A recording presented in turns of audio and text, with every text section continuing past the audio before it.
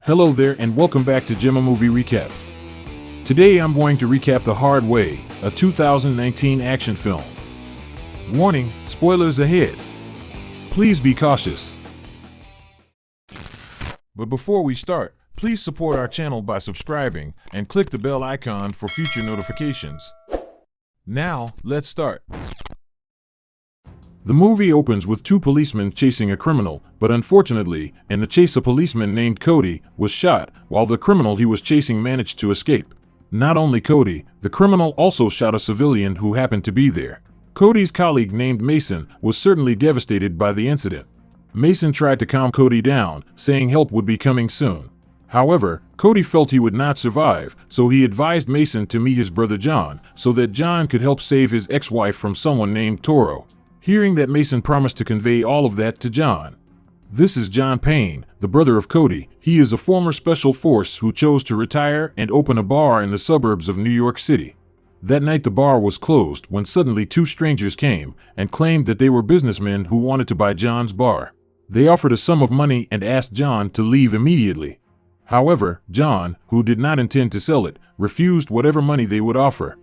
That certainly made them upset, so they started racist by insulting John's skin color. They also threatened that if John did not want to sell it, then they would finish John right now. But in fact, John killed them mercilessly.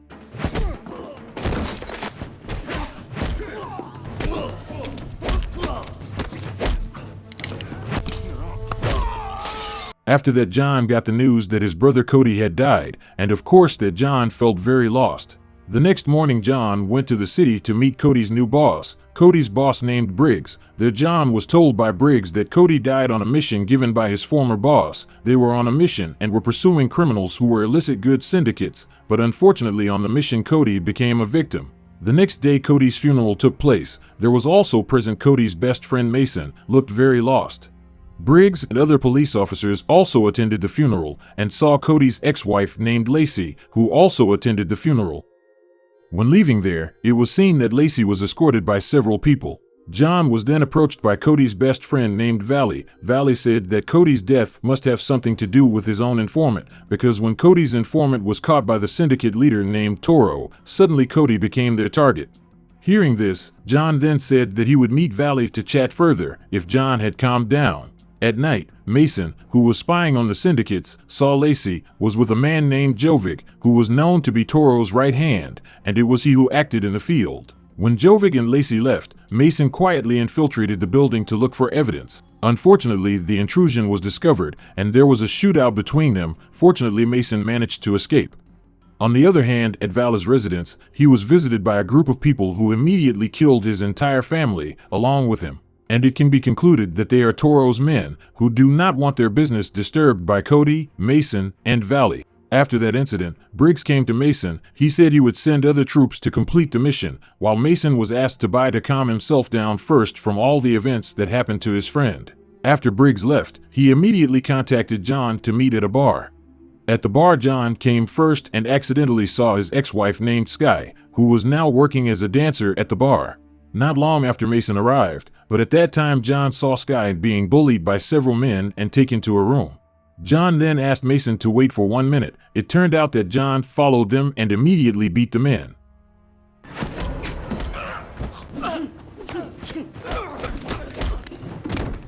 After beating them, John then asked Sky to go home immediately.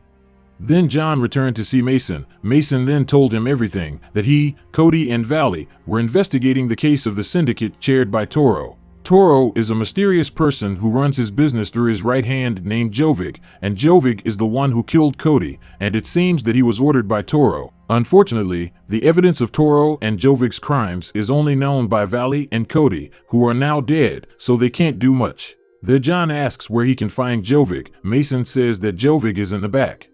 It turns out that the bar is one of his own. Jovic always comes every Monday and Thursday to check on the new dancers. It is known that the dancers are also used as couriers to deliver illicit goods to Toro. When Mason was about to go home, he was suddenly confronted by several people who wanted to finish him off. Fortunately, Mason managed to defeat them.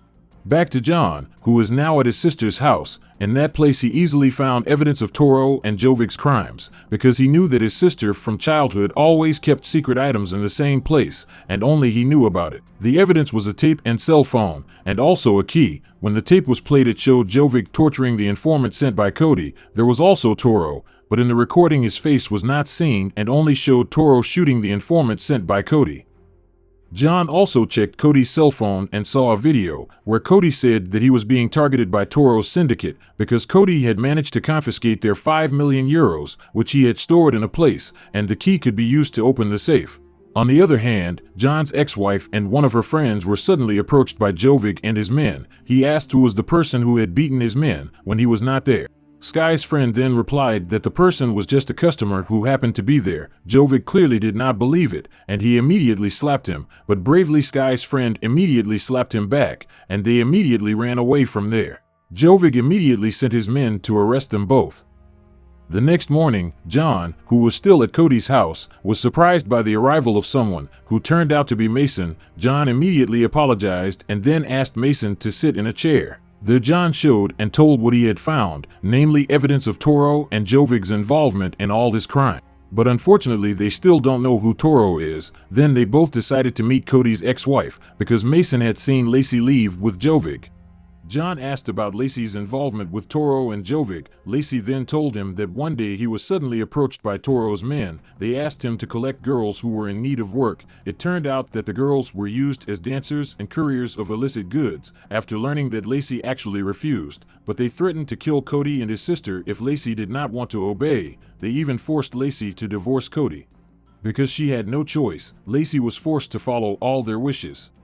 After that, John got a video sent from his ex-wife's cell phone, which turned out to contain a video of Sky and his friend being tortured and then finished off by Jovic. At that time, John immediately went to Jovic's bar. There Jovic's right hand confessed that he didn't know where Jovic was now, but John continued to beat him.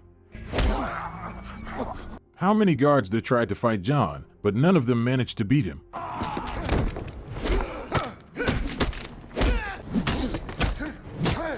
In the end, the person told him that Jovic was in a room upstairs. Jovic, who was already on alert, then shot anyone who entered through the door, but he shot his own right hand instead.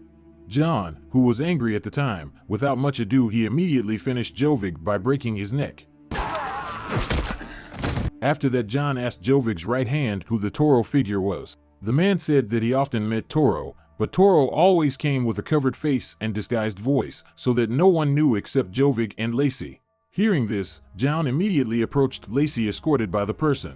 There John wanted Lacey to convey a message to Toro that he wanted to meet him in an ancient castle in the city. There John was willing to hand over 5 million euros that had been confiscated by his sister, but on condition that Toro had to release Lacey. After that, John went to Briggs to ask for help from the troops to surround Toro, but unfortunately Briggs could not do this because John was now only a civilian and no longer a soldier. Hearing that, John then met Mason and said that Briggs did not want to help him, which meant that John could only rely on Mason, even if Mason was willing. Mason, who really hates Toro, will obviously participate in this mission. Before meeting with Toro, they prepared several traps for Toro's troops. Long story short, in the evening, Toro came with several troops that he brought by car. They split up around the castle to surround John. Shortly thereafter, Toro came out of the car with a very large number of his men. Toro then ordered John to come out while carrying his money. He said that while threatening Lacey. Mason was actually going to shoot Toro dead when the opportunity arose, but his plan failed after Toro's men were caught in a trap that they had previously set, thus making them shoot each other.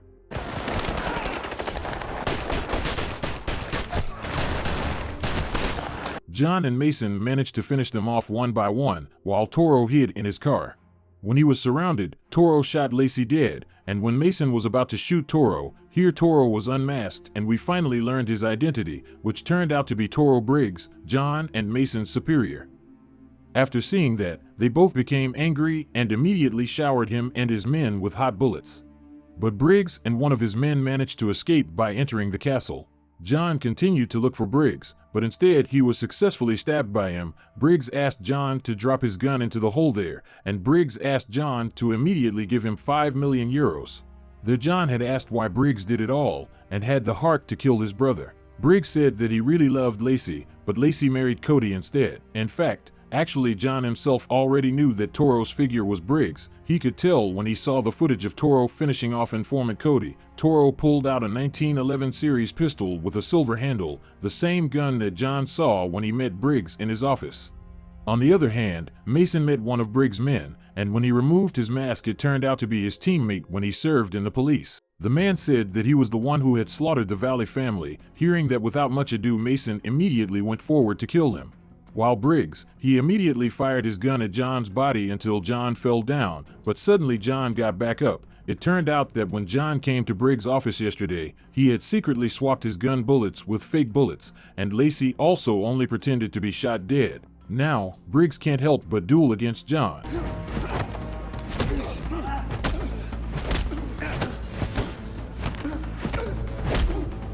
On the other hand, Mason himself was still dueling with his co-workers until he finally managed to kill him.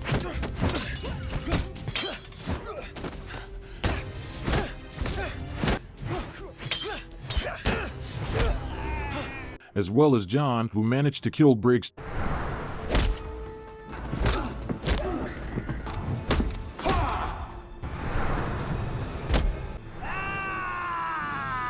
3 weeks later, John was seen coming to the cafe, which turned out to be Lacey's cafe. John also came there with Mason, who was waiting for him outside.